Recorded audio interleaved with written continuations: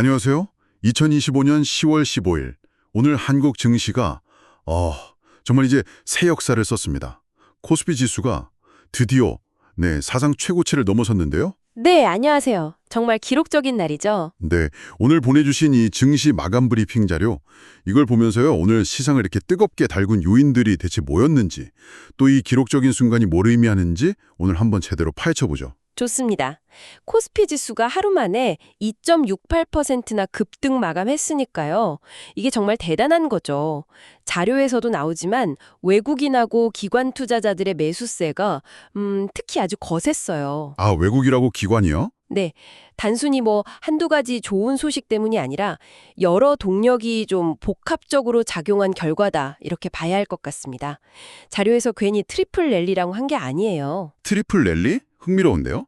그럼 오늘 이 기록적인 상승 뒤에 어떤 좀 큰 그림이 있었을까요? 자료 보니까 미국 연준 소식하고 국내 정책 발표가 같이 나오던데 이게 어떻게 맞물린 건가요? 아, 네. 바로 그 부분이 오늘 시장을 이해하는 어떻게 보면 핵심 열쇠 중 하나입니다. 그러니까 글로벌 요인이랑 국내 요인이 아주 그냥 절묘한 타이밍에 시너지를 냈다고 봐야 하는데요. 먼저 미국 쪽을 보면요. 그 파월 연준 의장이 양적 긴축, QT라고 하죠. 네네, 큐티. 네, 중앙은행이 시중에 돈 푸는 걸 좀 걷어들이는 조치인데 이걸 예상보다 좀 빨리 끝낼 수도 있다. 이런 가능성을 살짝 내비쳤어요. 아, 조기 종료 가능성. 그렇죠. 여기에다가 금리 인하에 대한 기대감까지 다시 이렇게 슬슬 고개를 들면서 전 세계적으로 위험 자산, 예를 들면 주식 같은 거요. 이런 자산에 대한 투자 심리가 상당히 좋아졌죠. 아하, 그럼 글로벌 투자 환경 자체가 좀 우호적으로 바뀐 거네요. 맞습니다. 그런데 딱 그 타이밍에 국내에서도 부동산 관련 대책이 발표될 거다 이런 소식이 전해진 거예요. 네. 이게 시장의 유동성, 그러니까 돈이 더 풀릴 수 있겠다 이런 기대로 이어진 거죠. 아, 돈이 더 풀릴 거라는 기대감? 네, 이 두 가지 기대감이 딱 합쳐지면서 외국인하고 기관 투자자들이 오늘 코스피에서만 합쳐서 9,100억 원 넘게요. 9,100억 원이요? 와. 네, 순매수한 거죠. 그러니까 순수하게 사들인 금액이 그만큼 된다는 건데 이게 아주 강력한 자금 유입으로 이어진 겁니다. 외국인 기관 합쳐서 9천억 원 넘게 들어왔다니 정말 엄청난데요. 근데 개인 투자자들 움직임은 좀 달랐다고요? 네, 그게 또 재밌는 지점이에요. 자료 보면 외국인이 코스피에서 한 1,631억 원, 기관이 7,512억 원 이렇게 사들이면서 지수 상승을 이끌었는데 네. 반면에 개인 투자자들은 약 9,706억 원을 순매도했어요. 오히려 팔았군요. 네, 그러니까 가지고 있던 주식을 팔아서 이익을 확정하려는 움직임, 흔히 말하는 차익 실현에 나선 거죠. 상승장에서 자연스럽게 나타나는 현상 중 하나로 볼 수 있을 것 같아요. 알겠습니다. 그럼 그런 거시적인 배경은 알겠고요. 시장 내부를 좀 더 자세히 보죠. 자료에서 오늘 상승을 트리플 랠리라고 하면서 세 가지 주도 업종, 반도체, 건설, 조선을 딱 꼽았잖아요. 네, 맞아요. 이 세 업종에 어떻게 오늘 시장을 이끌었는지 좀 더 구체적으로 설명해 주실 수 있을까요? 네, 이 세 가지 축이 오늘 코스피 사상 최고치 경신의 주역이라고 해도 과언이 아닐 겁니다. 먼저 반도체주의 아주 화려한 부활, 이게 가장 눈에 띄죠. 반도체. 네, 대장주인 삼성전자가 3.71%나 올랐어요. 그러면서 역시 사상 최고가를 새로 썼고요. 아, 삼성전자도 최고가. 네, 특히 중요한 건 3분기 영업이익이 무려 12.1조 원. 12.1조요? 네, 이걸 기록하면서 시장 예상치를 아주 크게 뛰어넘는 어닝 서프라이즈, 말 그대로 깜짝 실적을 발표했다는 점입니다. 이야, 12.1조 원이면 진짜 예상치를 훨씬 웃돈 건데 이게 삼성전자 주가에 아주 강력한 모멘텀을 됐겠군요. 다른 반도체 주식들도 분위기 좋았나요? 그럼요. 당연히 같이 갔죠. SK하이닉스도 2.67% 상승하면서 힘을 보탰고요. 여기에 더해서 그 네덜란드의 세계적인 반도체 장비 회사 있잖아요. 아, ASML? 네. 네, 여기 실적이 좋았다는 소식이나 또 미국의 오라클이랑 AMD가 인공지능 분야에서 파트너십 강화한다. 이런 글로벌 반도체 업계의 훈풍 같은 것들도 긍정적인 영향을 미쳤다고 봐야죠. 아, 글로벌 호재들도 있었군요. 그렇죠. 이런 분위기 속에서 반도체 테스트 장비 업체인 두산 테스나는 무려 18.16%, 그리고 후공정 장비 강자인 한미반도체는 11.89%나 급등했어요. 그러니까 관련 중소형주들의 주가 탄력은 훨씬 더 강했던 거죠. 이야, 반도체가 정말 제대로 돌아왔네요. 그럼 두 번째 축인 건설주는 아까 말씀하신 부동산 대책하고 연결해서 봐야 하는 건가요? 정확히 보셨습니다. 네, 정부의 그 부동산 대책 발표에 따른 유동성 유입 기대감, 여기에다가 건설업 자체 실적은 좀 회복될 거다. 이런 기대감이 같이 작용하면서 건설주가 강세를 보인 거예요. 네. 대표적으로 현대건설 주가가 6.77% 급등했고요. 다른 주요 건설사들 주가도 다 좋은 흐름을 보였죠. 아무래도 내수 경기나 정부 정책 방향에 민감한 건설주가 이렇게 움직인다는 건 시장 전반에 좀 긍정적인 신호를 준다. 이렇게 해석할 수 있겠습니다. 그렇군요. 자, 그럼 마지막 세 번째 축 조선주로 가보죠. 얼마 전에 그 중국 쪽 제재 이슈가 좀 있었던 것 같은데 오늘은 반등에 성공했네요. 어떤 배경이 있었을까요? 네, 맞아요. 최근에 중국이 한화오션에 대해서 일부 제재 조치를 발표하면서 좀 우려가 있었죠. 네, 좀 걱정됐었죠. 근데 시장에서는 그 영향이 좀 제한적일 거다, 크지 않을 거다 이런 분석이 좀 힘을 얻었어요. 그러면서 투자 심리가 빠르게 회복된 거죠. 그 결과 HD 한국조선해양이 4.78% 상승하는 등 주요 조선주들이 다 같이 반등에 성공했습니다. 아하. 이렇게 보니까 반도체, 건설, 조선 어떻게 보면 성격이 조금씩 다 다른 이 세 업종이 동시에 그것도 아주 강하게 시장을 이끌었다는 점이 참 흥미롭습니다. 네, 바로 그 점, 이 세 분야가 동시에 그것도 아주 강하게 움직였다는 점이 오늘 시장의 가장 큰 특징이자 중요한 시사점이라고 생각해요. 이게 단순히 시장 분위기가 좋다, 이걸 넘어서요. 기술 수출 대표인 반도체, 그리고 내수 부양 기대가 있는 건설, 또 글로벌 교역 회복의 지표인 조선, 이 한국 경제의 서로 다른 엔진들이 동시에 좀 예열되는 듯한 그런 신호로 읽힐 수도 있거든요. 오, 엔진들이 동시에 예열된다. 그렇죠. 이런 동반 상승은 특정 요인에만 의존하는 게 아니라 경제 전반에 걸친 긍정적인 기대감이 상당히 폭넓게 형성되고 있다. 이런 방증일 수 있다는 거죠. 단순히 지수 상승폭보다 더 의미 있게 봐야 할 부분이 아닌가 싶습니다. 네, 의미심장하네요. 코스피만 뜨거웠던 건 아니었죠. 코스닥 시장 역시 분위기가 상당히 좋았습니다. 1.98% 거의 2% 가까이 상승 마감했나요? 기관, 쌍끌이 매수였군요. 네, 코스닥에서는 특히 그 반도체 관련주들 외에도 로봇이나 5G 관련 테마주들 강세가 두드러지면서 시장 열기를 더했습니다. 아, 상승 종목이랑 하락 종목 수만 비교해봐도 오늘 시장 분위기 딱 알 수 있겠네요. 코스피에서는 오른 종목이 761개, 내린 건 127개 뿐이었고 코스닥은 무려 1311개 종목이 오르고 337개만 내렸어요. 와, 그렇죠. 특히 코스닥에서는 상한가 기록한 종목도 6개나 나왔다고요. 정말 시장 전반으로 온기가 확 퍼져나간 한우였네요. 네, 맞아요. 상승 종목 수가 하락 종목 수를 이렇게 압도적으로 넘어섰다는 건 단순히 지수를 이끄는 몇몇 대형주만 좋았던 게 아니라 시장 참여자들의 투자 심리가 전반적으로 개선됐고 그 열기가 중소형주까지 아주 폭넓게 확산되고 있다. 이런 긍정적인 신호로 해석할 수 있는 거죠. 자, 그럼 오늘 시장에서 특히 주목받았던 테마들을 좀 더 깊이 들여다볼까요? 5G랑 로봇 관련주들 움직임이 정말 대단했는데요. 먼저 5G 쪽은 삼성전자 관련해서 아주 큰 소식이 있었죠. 네, 맞습니다. 아주 강력한 촉매제가 된 소식이 있었어요.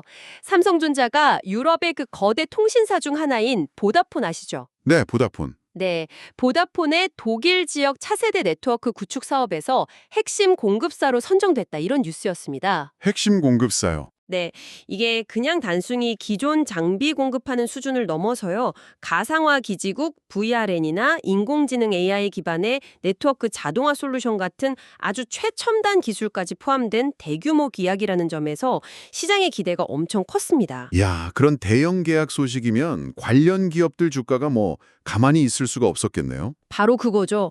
이 소식이 딱 전해지자마자 군대 오지 장비나 부품 기업들에 대한 수혜 기대감이 그냥 폭발적으로 번졌습니다. 광케이블 만드는 대한광통신 주가는 무려 29.95% 급등해서 상한가 갔고요. 상한가? 네, 통신장비 업체인 HFI도 19% 넘게, RFIC도 거의 14% 가까이 오르는 등 관련주들이 그냥 동반 폭등하는 모습을 보였습니다. 야, 오지 테마 정말 후끈 달아올랐군요. 로봇 테마 역시 만만치 않았습니다. 자료 보니까 신고가 경신한 종목 리스트에도 로봇 관련주 이름이 여럿 보이던데요? 네, 로봇 산업 성장성에 대한 기대는 사실 꾸준히 시장에 있어 왔잖아요. 그렇죠. 계속했었죠. 근데 오늘은 개별 기업들의 어떤 구체적인 성과나 기술 개발 소식이 주가 급등의 직접적인 계기가 된 그런 모습이었어요. 예를 들면 한라캐스트라는 회사가 있는데요.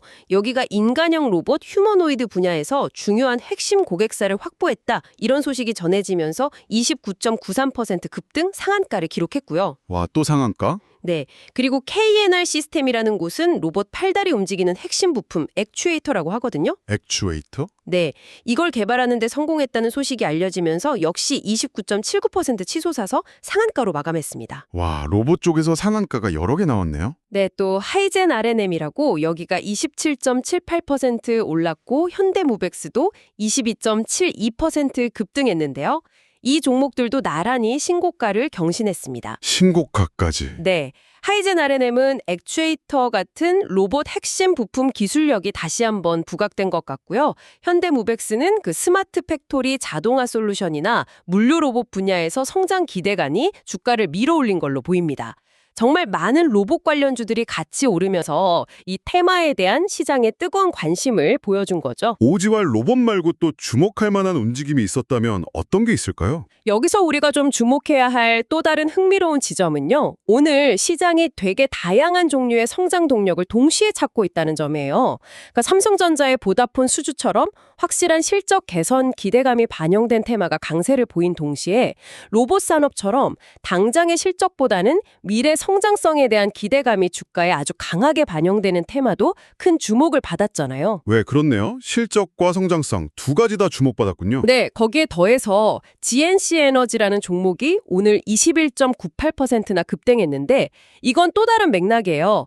인공지능 AI 데이터 센터가 폭발적으로 늘어나면서 전력 소모량이 엄청나게 급증하고 그러면 비상발전기 수요가 늘어날 거다. 이런 새로운 트렌드와 연결된 기대감 때문이었거든요. 아, AI 데이터 센터 전력 수요 증가. 새로운 테마네요. 그렇죠. 이건 현재 시장이 단순히 기존의 주도주에만 머무르지 않고 굉장히 다각도로 새로운 성장 기회를 탐색하고 있다는 걸 보여주는 현상이라고 할 수 있겠습니다. 정말 다양한 테마가 골고루 움직인 하루였네요. 자료를 다시 보니까 원자력, 방산, 금융, 전력설비 등 대부분 업종 테마가 올랐고 해운이나 인터넷 대표주 같은 아주 극히 일부만 좀 약세를 보였다는 점도 오늘 강세장의 특징인 것 같습니다. 네, 맞습니다. 특정 섹터에만 국한되지 않고 시장 전반에 걸쳐서 아주 광범위한 상승세가 나타났다. 이게 오늘 시장을 요약하는 중요한 키워드 중 하나라고 볼 수 있겠죠? 저 오늘 시장을 숫자로 다시 한번 정리해 보겠습니다.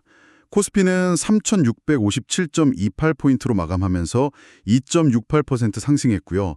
코스닥은 864.72포인트로 1.98% 올랐습니다. 네. 외국인과 기관이 양대 시장에서 모두 순매수를 기록하면서 상승을 주도했고요. 증시 주변 자금 상황을 보니까 투자자들이 주식 사려고 증권사에 맡겨둔 고객 예탁금은 한 2,150억 원 정도 소폭 줄었지만 빚내서 투자하는 규모, 즉 신용융자 잔고는 오히려 한 2,900억 원 정도 증가해서 총 23조 5,586억 원을 기록했습니다. 이 부분은 어떻게 봐야 할까요? 네, 투자자별 매매 동향이나 증시 주변 자금 흐름은 시장의 분위기나 열기를 가늠하는 아주 중요한 척도죠. 특히 신용융자 단고가 늘었다는 건 레버리지, 그러니까 빚을 활용한 투자가 증가하고 있다는 신호로 볼 수 있습니다. 비투가 들었다는 거군요. 그렇죠. 이게 단기적으로는 주가 상승에 대한 기대감을 반영하면서 시장의 활력을 보여주는 지표가 될 수도 있어요. 하지만 반대로 주가가 좀 하락할 경우에는 담보 부족으로 인한 강제 매도 물량, 즉 반대 매매가 쏟아져 나올 수 있거든요. 그러면 변동성을 확 키울 수 있는 잠재적 위험 요인이 될 수도 있다. 이 점을 항상 염두에 둘 필요가 있습니다. 뭐랄까, 동전의 양면 같은 거죠. 네, 활력이면서도 위험 요인이 될 수 있다. 알겠습니다. 자, 오늘 한국 증시의 역사적인 사상 최고치 영신, 그 배경과 의미를 보내주신 자료를 토대로 정말 다각도로 살펴봤습니다. 요약해보자면 미국발 금리 인하 기대감과 국내 정책 효과라는 우호적인 거시 환경 위에 반도체, 건설, 조선이라는 세계 강력한 기둥이 쫙 세워졌고 여기에 5G와 로봇 같은 미래 성장 테마들이 날개를 단 형국이다. 뭐 이렇게 정리할 수 있겠네요. 네, 아주 정확한 요약이십니다. 오늘 나눈 이 모든 이야기를 종합해 볼 때 어떤 점을 가장 좀 눈여겨보셨나요? 오늘 우리가 살펴본 것처럼요, 시장의 큰 파도는 결코 한 가지 이유만으로 만들어지지 않는다는 점인 것 같아요. 미국 연준의 통화 정책 같은 글로벌 거시경제의 큰 흐름, 또 국내 부동산 대책 같은 정책적인 변화, 그리고 삼성전자의 어닝 서프라이즈나 개별 기업의 수주 소식 같은 미시적인 요인들, 이런 것들이 서로 아주 복잡하게 얽히고 설켜서 영향을 주고받는다는 거죠. 네, 상호작용. 네, 이 상호작용의 메커니즘을 이해하는 게 시장을 읽는 데 참 중요하다고 생각합니다. 그리고 이 자료에서도 강조하고 있듯이 투자의 최종 판단과 책임은 결국 투자자 본인에게 있다는 점, 이걸 잊지 말아야 합니다. 오늘 같은 급등 뒤에는 언제든 또 변동성이 커질 수 있으니까요. 꾸준한 분석과 좀 신중한 접근 자세를 유지하는 것이 중요하겠습니다. 맞습니다. 오늘 저희가 목격한 이 기록적인 상승은 분명 대단하지만 이 상승을 가능하게 했던 동력들이 과연 계속 이어질 수 있을지 이건 계속 지켜봐야 할 문제겠죠. 예를 들어 연준이 실제로 금리를 내릴지, 발표된 부동산 대책 효과가 시장 기대만큼 나타날지, 또 오늘 유독 강했던 반도체나 로봇 같은 테마들의 열기가 언제까지 갈 수 있을지 같은 것들이요. 그렇죠. 오늘 저희가 함께 짚어본 내용들을 바탕으로 앞으로 이 시장의 흐름을 더 깊이 이해하기 위해서 여러분께서 주목해야 할 변수는 또 무엇일지 한번 스스로 질문을 던져보시는 것도 의미 있는 시간이 될 것 같습니다.